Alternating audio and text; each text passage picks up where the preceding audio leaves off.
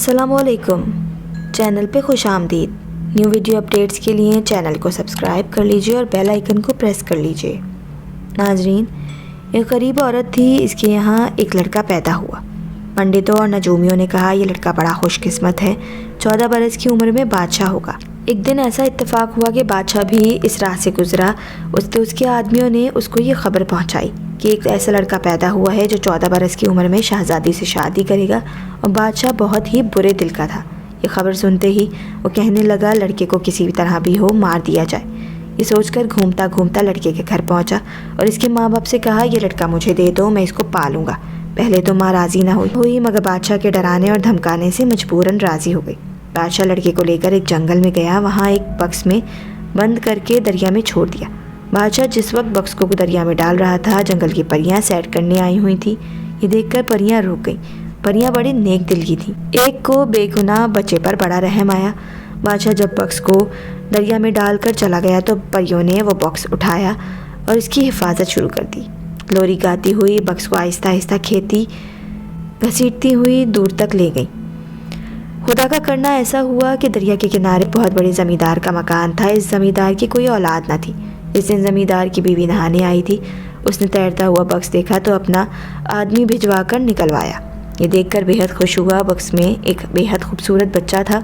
बच्चे को पाकर बेहद खुश हुई और मारे खुशी के कलेजे से लगाया, मुँह चूमा और खुश खुश घर चली गई। घर पहुंचकर शौहर से कहा खुदा ने अपनी तरफ से मुझको बच्चा दिया है, मैं उसको बेटा बनाऊंगी, उसको पालूंगी। शौहर भी बड़ा खुश हुआ कि मुँह मांगी मुराद पाई। ज़मींदार की बीवी ने बड़ी मेहनत से लड़के को पाला। होते होते 14 बरस हो गए। बच्चा जवान होकर बहुत ही खूबसूरत निकला। ज़मींदार और इसकी बीवी दोनों लड़के को देखते और मारे खुशी के फूले न समाते। एक दिन बादशाह शिकार खेलने गया। चलते चलते बहुत दूर निकल गया और रात हो गई। बादशाह ने सिपाहियों को दौड़ाया और जाकर देखो कहीं कोई ठहरने की जगह है। सिपाहियों ने आकर अर्ज़ किया हुजूर यहाँ से थोड़ी दूर पर एक दरिया है, इसके किनारे ज़मींदार का मकान है। बादशाह सिपाहियों के साथ ज़मींदार के मकान पर पहुँचा। ज़मींदार ने बड़ी इज्जत की, खूब खिलाया पिलाया। जब बादशाह खा पी चुका तो उसने ज़मींदार से पूछा तुम्हारे कोई लड़का भी है? ज़मींदार ने उस लड़के की तरफ जो नज़दीक ही खड़ा था इशारा करके कहा मेरा अपना लड़का तो नहीं मगर मुझको भी अल्लाह ने ये दौलत दे दी है, बस अब यही मेरा लड़का है। बादशाह ने पूछा तुमको ये लड़का कहाँ और कैसे मिल गया? ज़मींदार ने कहा 14 बरस हुए। मेरी बीवी एक दिन दरिया में नहाने गई थी। उसने देखा कि एक बक्स बहता हुआ जा रहा है। आदमी भेजकर बक्स निकलवा दिया। ये बच्चा इसी बक्स में था। मेरी बीवी इस बच्चे को देखकर बेइंतहा खुश हुई और अपना लड़का बनाकर पाल लिया।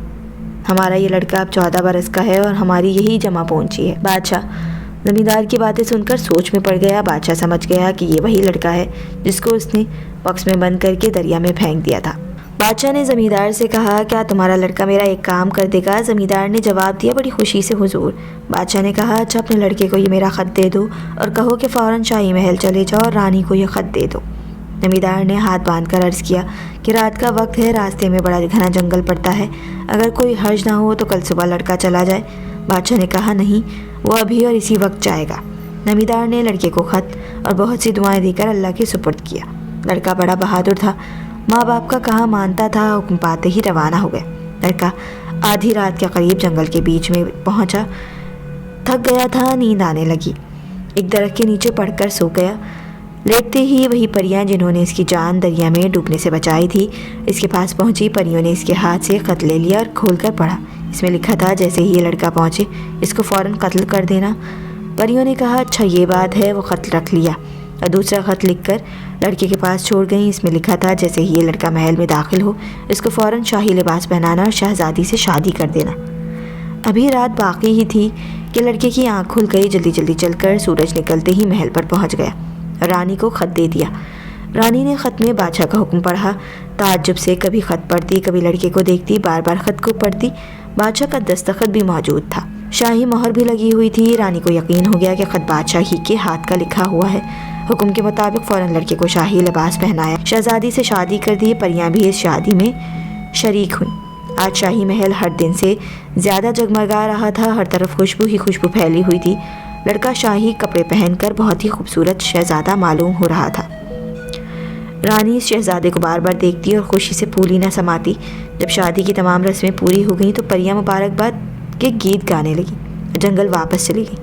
बादशाह को इत्मीनान था कि लड़का तो मार ही डाला गया होगा, इसलिए उसने वापस आने में जल्दी नहीं की। 2-1 दिन اور شکار میں گزارے، پھر محل کی طرف واپس پلٹا۔ چلتے چلتے رات ہو گئی۔ راستے میں وہی جنگل پڑا جہاں پریاں رہتی تھیں۔ بادشاہ نے یہاں اپنا پڑاؤ ڈالا۔ گھوڑے درختوں سے باندھ دیے گئے، سپاہی میدان میں پڑ کر سو رہے تھے۔ بادشاہ بھی نرم اور ملائم گدوں پر سو رہا۔ جب آدھی رات سے زیادہ گزری تو پریوں کا جھنڈ آیا۔ ایک پری نے بادشاہ کے پاس جا کر اس کو ڈانٹنا شروع کیا۔